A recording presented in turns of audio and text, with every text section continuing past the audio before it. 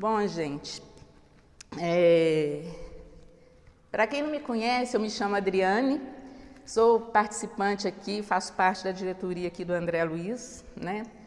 Humilde trabalhadora aqui, e uma vez por mês eu faço, né, esse estudo para o pessoal aqui. Então, e é muito bom a gente chegar e ver vocês aqui, a gente poder estar junto, estudar junto, né? Isso é muito gostoso e a gente fica até muita vontade, né, falar sobre o Evangelho. Falar é fácil, né? Falar é bom. O negócio é praticar, né? Que a gente precisa, como foi acabado de falar aqui na leitura aqui, que foi mostrado para nós. E o tema hoje, como eu disse, é o capítulo 8, Bem-aventurados puros de coração. Então, gente, para a gente começar a falar sobre, eu vou ler o item 1, que é simplicidade e pureza de coração. Bem-aventurados os que têm puro coração, porquanto verão a Deus. A gente encontra essa passagem em São Mateus, capítulo 5, versículo 8. Apresentaram-lhe, então, algumas crianças, a fim de que ele as tocasse. E como seus discípulos afastassem com palavras ásperas os que ele lhes apresentavam, Jesus, vendo isso, zangou-se e lhes disse: Deixai que venham a mim as criancinhas, e não as impeçais, porquanto o reino dos céus é para os que lhe assemelham. Digo-vos em verdade, que aquele que não receber o reino de Deus como uma criança, nele não entrará. E depois de as abraçar, abençoou-as, impondo-lhes as mãos. São Marcos, capítulo 10, versículos 13 a 16. Então, o que a gente vê aqui, gente? Essa pureza que ele fala das criancinhas, né?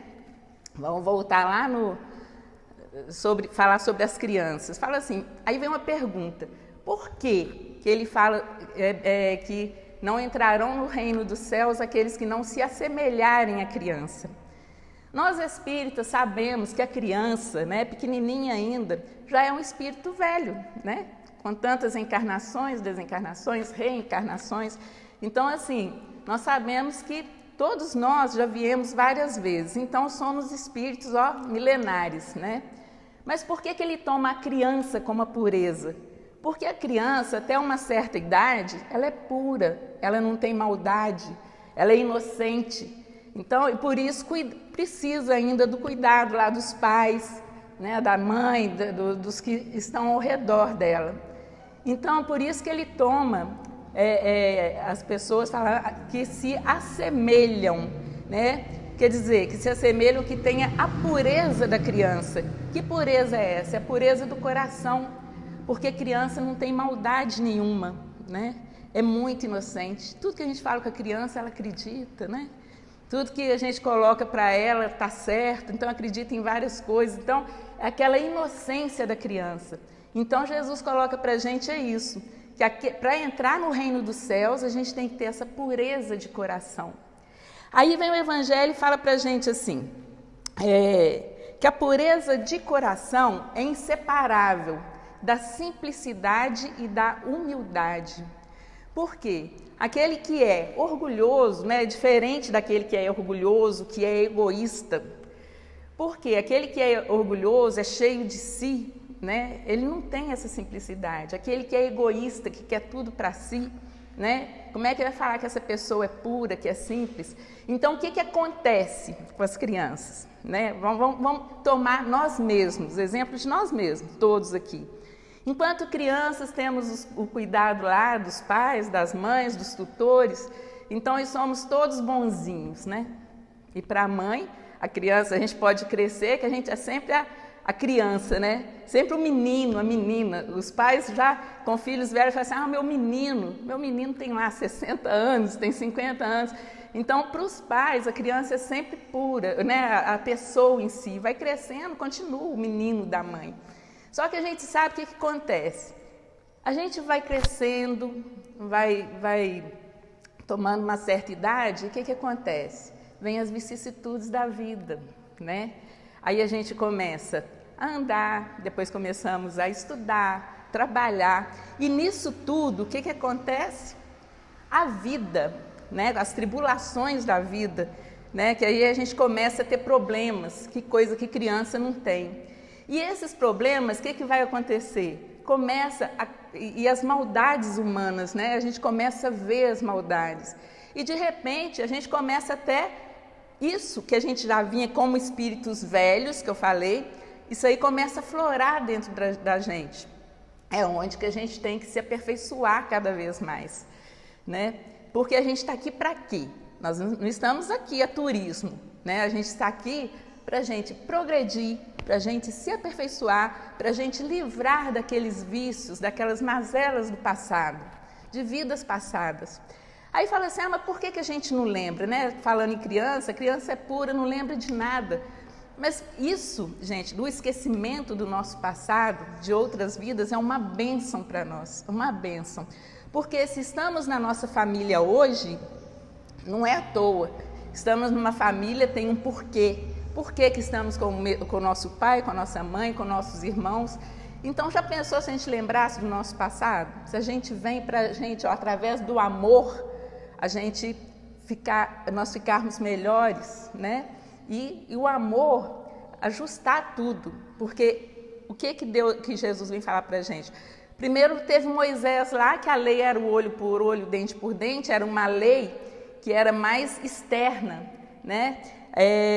O padrão de conduta era mais externo. Moisés falava lá para o povo dele lá, vocês têm que fazer isso, porque se não fizer, Deus castiga. Então o povo tinha que ter mais essa coisa externa para obedecer. Era um povo mais rude. Aí depois veio Cristo e trouxe para a gente o quê? E exemplificando, puro amor, puro amor. Então Jesus veio e exemplificou isso que a gente tem que fazer, que é o amor incondicional, né? Que a gente tem que amar a todos. Veio os mandamentos que se resumiu naquele amar a Deus sobre todas as coisas e ao próximo como a ti mesmo. E esse amor resume o resto dos mandamentos, né? Porque quem ama não mata, quem ama não rouba, quem ama não cobiça nada dos outros. Então, assim, a lei maior de Jesus, a lei maior que a gente estuda no Evangelho é o amor. É o amor, é o perdão, né? São as virtudes que a gente tem que ir adquirindo no nosso dia a dia e deixando as nossas mazelas do lado. Se eu sou muito orgulhosa, vou deixar o orgulho de lado. Aqui o Evangelho fala para a gente o quê? Que o orgulho e o egoísmo são as chagas da humanidade. Com o orgulho e o egoísmo, a gente não consegue evoluir, gente. Enquanto a gente estiver nesse orgulho, nesse egoísmo, a gente não progride. Então, falo o quê? Voltando lá nas crianças, fala assim, deixai vir as minhas criancinhas. Ele não falava somente para as crianças pequenininhas, que as crianças não entendem, mas falava para quem? Falava para os aflitos, falava para os doentes, falava para os viciosos, né? Porque, como ele diz, não são os que precisam de médico nem de remédio, são os doentes. E nós, gente, ainda o somos, né? A gente, não doente, mas doente da alma ainda, que se a gente está aqui para a gente se aperfeiçoar, para a gente melhorar no nosso dia a dia. A cada encarnação a gente tem que melhorar. E a gente vê o quê? Toda religião, aí vem aqui falando, eu falei de Moisés, falei de Cristo. Aí vem falando sobre o Espiritismo, que a gente tem o Espiritismo como o Consolador prometido, né? Por quê? A gente tem o Espiritismo como Consolador porque realmente ele consola, realmente ele dá esperança. A gente que estuda e a gente vê o motivo das coisas, por que estamos aqui, o que estamos fazendo, de onde viemos, para onde vamos, né? Então, isso tudo, gente, e quando a gente perde um ente querido nosso, né, que a gente fica sereno. Aí tem gente que pergunta para a gente assim, nossa, vocês não sofrem com a perda de um ente, de um parente? Assim, sofremos, mas a gente tem certeza absoluta que a vida continua. Que a pessoa segue o curso e que um dia nós vamos nos encontrar. Olha que maravilha, olha que bênção. E isso não dá esperança para a gente, não é um consolo? Então, a gente que estuda, outra coisa, gente, e nós que estudamos, que estamos aqui sempre, falando, abrindo o Evangelho, estudamos. Nessa leitura que eu fiz agora, falou que não basta a gente ler, não basta a gente aprender, a gente tem que colocar isso em ação. Né? Tem aqui, eu estava estudando aqui nesse livro aqui, que eu gosto muito dos estudos dele, chama A Voz do Monte, de Richard Simonetti. Então aqui ele termina falando assim, olha, que em se tratando da comunhão com Deus, o culto religioso é a reunião mediúnica, o trabalho doutrinário, a leitura de um livro espírita ou do Evangelho, são recursos preciosos. Todavia, representam apenas um planejamento. E para sentir a presença de Deus, precisamos muito mais do fazejamento. Olha que interessante. Porque é igual diz para a gente o Evangelho, fé sem obra é morta. Se a gente sabe, a gente estuda, a gente sabe o que tem que ser feito, nós tivemos o exemplo de Jesus, e a gente não coloca isso em prática? Ah, mas é difícil, né? É difícil, não é fácil não. Mas acontece que a gente tem que fazer um pouquinho por dia. Né? Quando a gente levanta, né, tiramos o corpo da cama, primeira coisa que a gente deve fazer? Agradecer por mais um dia e pedir a proteção do nosso anjo da guarda, né, a proteção dos amigos espirituais para aquele dia. Né? Diz que a gente escolhe, né, se o nosso dia vai ser ruim ou se vai ser bom. E é assim mesmo, nós escolhemos. Se eu levantar pisando duro, falando que né, não quero levantar, estou com preguiça, gente, esse meu dia vai ser péssimo, com certeza. Agora, se a gente levanta agradecendo a Deus, né, sendo gratos por tudo que a gente tem, nosso dia vai ser uma maravilha. Levanta fazendo uma prece. Não precisa ser prece feita, não. Conversa com Deus, conversa com Jesus. Obrigado, Senhor, só isso, mas de coração. Né, nosso dia vai ser uma maravilha. Então, assim, eu já ouvi uma frase que fala assim, tem gente que dorme como porco e levanta como cachorro, um trem assim, porque não reza, não ora, não pensa, não eleva o pensamento, e é tão bom quando a gente está em comunhão com Deus, né? Tão bom quando a gente tem uma conversa. Eu gosto muito de conversar com Deus, é gostoso. Né? A gente conversa, a gente expõe os nossos problemas, Deus já sabe de tudo, né? Mas a gente pede ali, né? E nada de pedir coisas materiais, né, gente? A gente tem que pedir força, coragem, aquele encorajamento, a gente ter mais bom ânimo, mais boa vontade para a gente seguir. É isso. E o resto vem de acréscimo, né?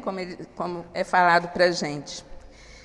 Então, gente, essa passagem, como todas as bem-aventuranças que a gente encontra todas no Evangelho, segundo o Espiritismo, vem uma sequência, né? Fala o que para a gente? Mostra o padrão de conduta interior. O que é isso? É a nossa conduta, é a nossa ação. O que a gente vai ter que fazer para a gente ser puro, para a gente alcançar a purificação? Que a gente, assim, cada ciclo, cada encarnação nossa, nada fica perdido. Isso que a gente aprende aqui nessa vida, nós não vamos perder. A gente vai lembrar em outra. Então, nada fica perdido. Então, tudo que a gente aprende, a gente vai guardando, o Espírito vai guardando isso. E como é que a gente vai um dia, diz aqui para nós o Evangelho, que nós vamos chegar no estado de puro espíritos, né? Que a gente não precisa mais dessa encarnação, coisa. Então, vamos lá. O que a gente precisa fazer? Fala aqui para a gente que o que impede o nosso progresso são o quê? São as nossas vicissitudes. É o vício, os vícios interiores nossos, que é o orgulho, é o egoísmo, é a cobiça, é a vaidade, então, entre tantas outras coisas. Então, o que a gente tem que fazer? Porque se a gente for ver bem, todos nós temos um pouquinho de vaidade, fala que não, né? Todos nós temos aquele negócio assim, não, é de querer o melhor.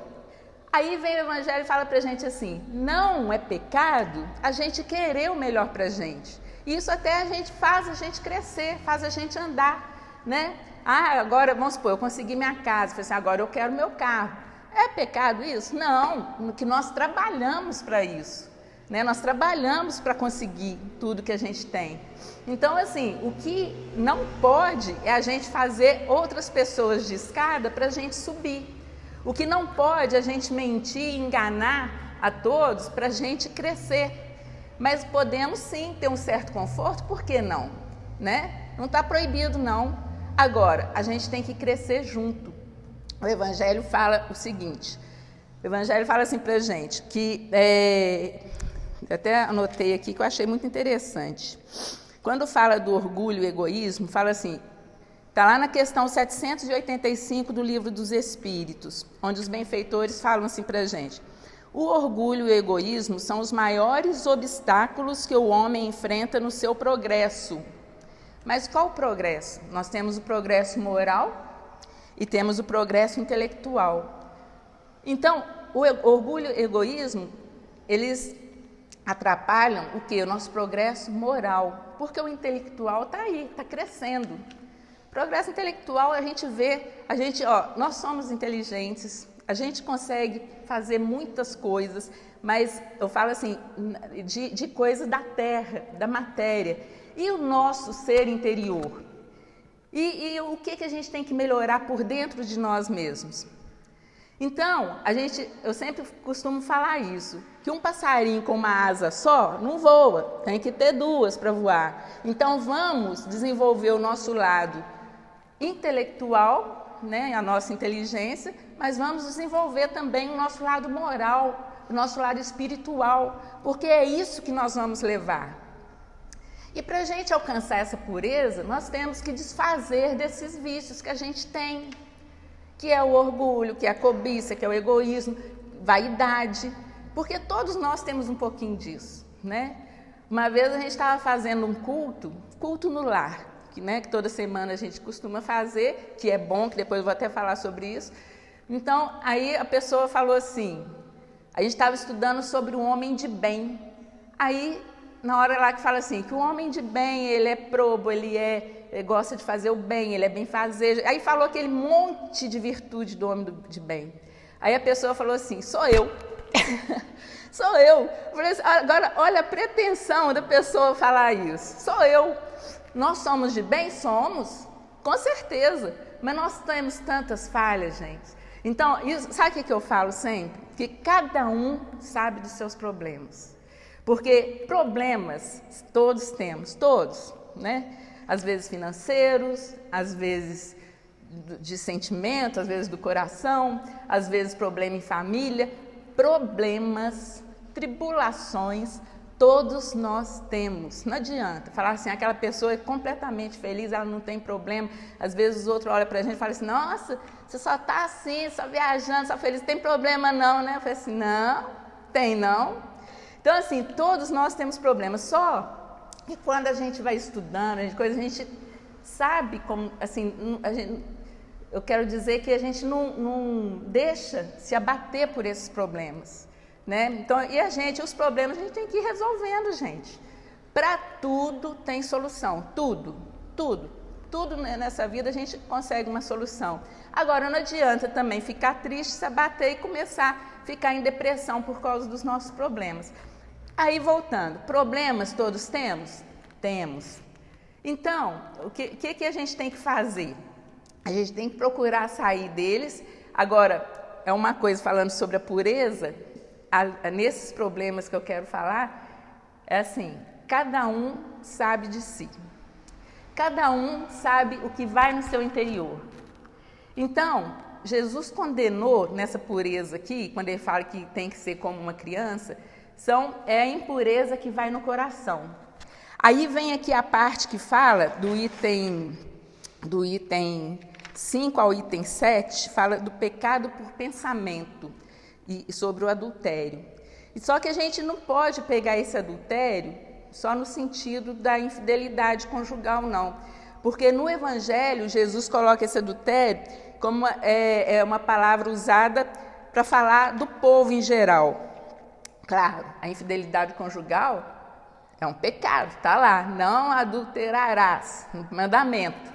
Mas acontece que Jesus fala para a gente assim, olha, o Evangelho mostra para a gente que essa palavra não deve ser absolutamente entendida aqui no sentido exclusivo da acepção que lhe é própria, porém no sentido mais geral. Muitas vezes Jesus a empregou por extensão para designar o mal o pecado e todo e qualquer pensamento mau, como exemplo nessa passagem. Aí fala lá, porquanto se alguém se envergonhar de mim, das minhas palavras, olha que coincidência, foi a leitura que eu fiz aqui. Então, ele usou essa palavra para designar o mal que há em nós. Então, eu estava falando isso. Cada um de nós sabemos o nosso mal, onde que está o nosso mal. Aí a gente pode tentar enganar todo mundo. Enganamos pai, mãe, família, enganamos amigos, mas a Deus ninguém engana. E se a gente está cometendo algum erro, algum mal, cedo ou tarde nós vamos ter que pagar por ele. Isso aí a gente pode saber. Ah, isso é castigo de Deus, Adriane? Não. Somos nós que estamos pegando com a nossa própria mão e cometendo o erro. Então, isso nós que vamos nos castigar, porque é a lei de causa e efeito. Você fez, você terá o retorno. Por isso que a gente tem que sempre estar pensando no bem e desejar o bem. Por quê? Porque o que a gente faz de bem, a gente sabe disso, né? A gente está escrito e coisa. Volta, tem um retorno para a gente. E o que a gente faz de mal também. Então, eu queria chegar nisso. Cada um de nós sabemos onde que é o nosso mal. Ah, eu errei. Aí, o que acontece? A nossa consciência pesa. A nossa consciência nos cobra. Vem falar que não é assim. Quando a gente comete algum erro, algum deslize, fala assim, nossa, a gente fica assim, a gente fica desinquieto, a gente não tem sossego até a gente consertar aquilo. Então, o nosso maior, quem julga a gente mais é a nossa própria consciência. E falar em consciência, né, tem uma outra frase aqui que fala assim, olha só, quando a gente vai despertar, nosso despertar interior, para a gente conseguir uma pureza, para a gente conseguir sermos melhores, o despertar do homem para a lei divina traz à tona o que até então estava adormecido na consciência humana. É aquele negócio, a criança ela nasce, mas tudo que ela aprendeu está adormecido na consciência, né, enquanto crianças. Aí fala assim, aí vem a questão 621 do Livro dos Espíritos e coloca para a gente, a lei de Deus, a pergunta é a seguinte, onde está escrita a lei de Deus? Aí vem a resposta aqui, a lei de Deus está escrita na nossa consciência, porque nós temos consciência do que a gente faz de bom e de ruim. Está aí o nosso livre-arbítrio, né? Para a gente saber, falar assim, ó, vou fazer isso, é bom? Não é? Como é que é? Né? Então, aí vem aquela frase, fala assim, não faça aos outros aquilo que você não deseja que faça com você. Né? Então, é isso, gente, nossa conduta, como é que tem que ser essa conduta? Eu não vou desejar nunca para alguém o que eu não quero para mim, nunca. Então, a gente tem que desejar o bem, a gente tem que doar amor, amor incondicional, não é amor entre homem e mulher, não é só esse amor, né?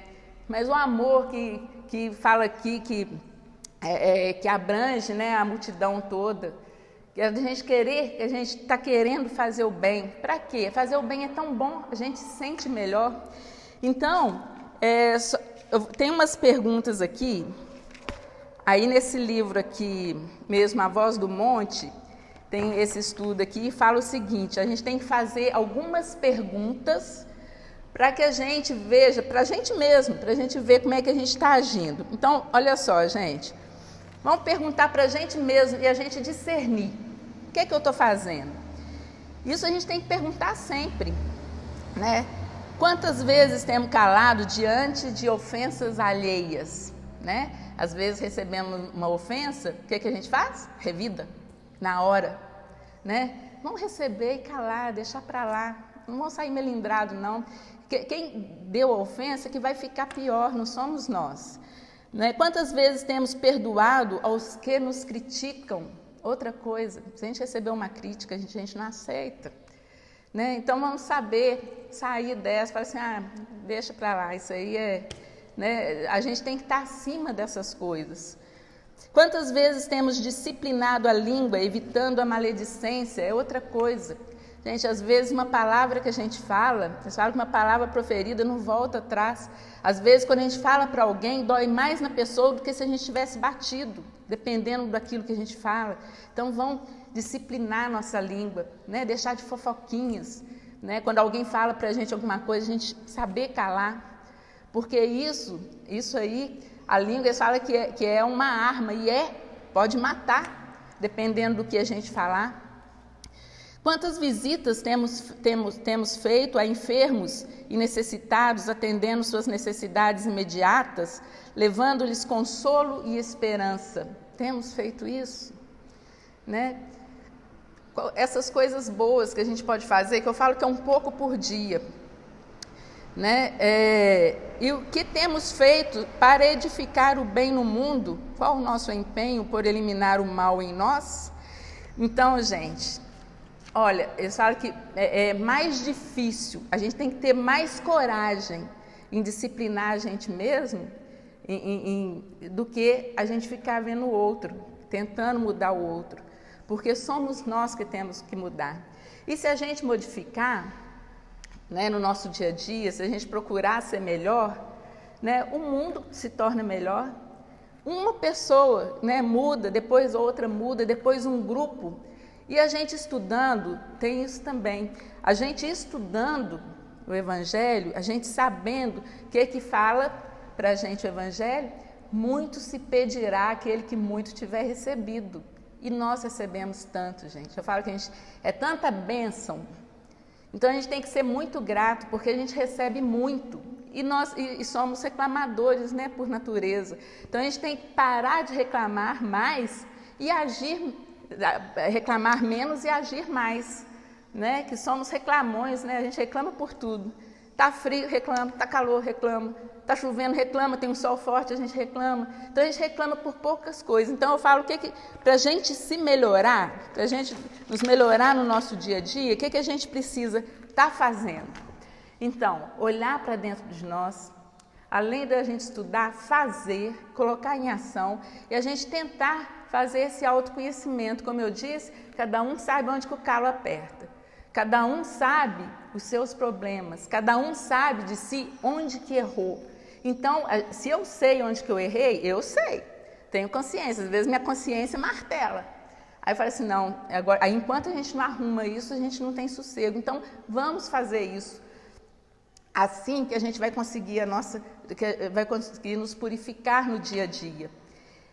Fazendo um pouco por dia. O Evangelho fala para a gente aqui, é o que Jesus deu o exemplo, é caridade, é amor, é perdão. Então vamos tentar, é difícil? Mas aí eu tenho um negócio que eu falo assim, a vida é bela, a gente é que estraga ela. Por que Porque a vida, gente, é perfeita. Mas às vezes, por uma crítica que a gente recebeu, a gente melindra. Por uma pequena coisa, a gente faz uma tempestade no copo d'água, a gente sai pisando duro. Então, assim, é a gente saber controlar esse nosso nervo, né? Que a gente fala assim, eu sou uma pessoa de fé, eu tenho muita fé. A gente tem fé até que nada aconteça conosco. Até que uma doença não venha pra gente. Até que ninguém vem e cutuca a gente com a vara curta e o nosso nervo balança e a gente não tem mais fé. Então, é a gente falar que tem fé e sabendo por que tem, né? Quando fala aqui o negócio da pureza, fala assim, Jesus chamou os viciosos, os aflitos, aqueles que precisam, né, realmente, os criminosos, todos foram chamados. Mas não basta chegar, a gente tem que ter vontade. A gente tem que ter força de vontade, a gente tem que ter bom ânimo, né, para que isso aconteça. Então, é isso que a gente tem que fazer. Eu falo assim, a caridade está aqui. Evangelho é amor e caridade. Se a gente lê ele de frente para trás, de trás para frente, e o que a gente encontra? Todos que vêm aqui sempre, toda semana, vai ver falar de quê? De amor, de caridade, porque é isso. Eu estava lendo outro livro. Quando eu estou estudando, eu leio 300 livros. Nos Passos de Jesus. Aí tem uma historinha aqui muito interessante, que um comparsa lá do Chico Xavier chega para ele e pergunta assim, e aí, Chico, qual que é a novidade? E o Chico fala para ele assim, o Evangelho. Gente, olha isso. Evangelho que a gente está lendo, estuda, mas é sempre uma novidade, porque cada vez que a gente lê, cada vez que a gente abre, a gente acha uma coisa nova, não é assim? É igual o livro que a gente lê. Então, assim, vamos procurar praticar a mesma caridade, um pouco por dia, começando aonde? Em casa, na nossa casa, no nosso lar, com a nossa família, é isso. Né? Fazer um pouquinho lá para o pai, para a mãe, está precisando de ajuda, vai lá arrumar a cozinha, vá. Isso é caridade também, a gente está ajudando quem está do nosso lado. Então eu falo assim, que começa em casa, depois na nossa rua, com os vizinhos, se estende no trabalho, na escola e por aí vai, e vai expandindo. E o que a gente tem que fazer? A gente tem que nos disciplinar, a gente tem que orar e vigiar, é essa a palavra, ore e vigie. Só para terminar aqui, gente, eu anotei uma frase aqui muito interessante, só para terminar aqui, sobre isso que a gente pensa, de pensar o mal ou pensar o bem, coisa. Então fala assim, olha, lá na Gênesis, o capítulo 14, fala assim, criando o pensamento em imagens fluídicas, ele reflete no invólucro perispiritual como no espelho. Aí toma forma e é, de certo modo, fotografado. Quer dizer, a gente pensou, gerou uma imagem. Olha que interessante isso.